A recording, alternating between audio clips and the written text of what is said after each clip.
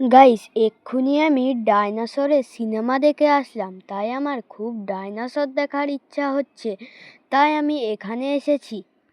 Guys, আপাতত তো আমি জঙ্গলের ভিতর চলে এসেছি এবং আমার পিছনে ডাইনোসর পড়েছে, তাও আবার দুটো।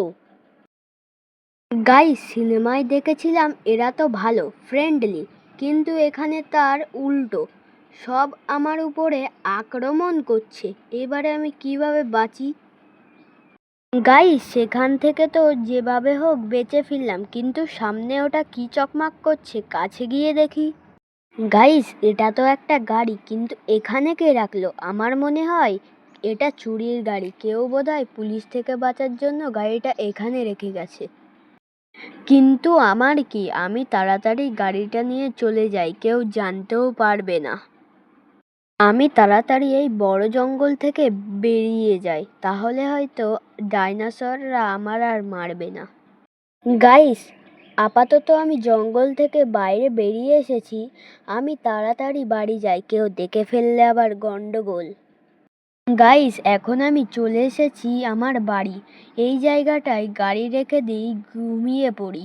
কাল আবার গাড়ি নিয়ে যে ঘুরতে বেরোতে হবে, তা কি আর ভোলা যায়? এবারে তো আমার হাত থেকে কেউ বাঁচবে না, সবাইকে মেরে ফেলবো। আমি হলাম রাক্ষসী গাড়ি। আমার শুধু চাই মানুষ। মানুষ মানুষ হলো আমার খাবার। এই তো মানুষ, এদের সবাইকে আমি খেয়ে ফেলবো। আহ, কি স্বাদ! দেখি আর মানুষ আছে কি না।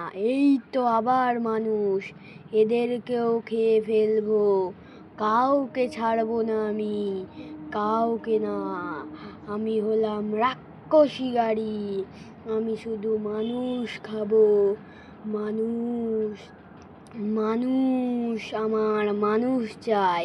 আজকে খেয়ে শান্তি হয়ে গেল, এবারে আমার চুপচাপ চলে যেতে হবে সেই মালিক যেখানটায় আমার রেখে এসেছিল, আমার জায়গায়।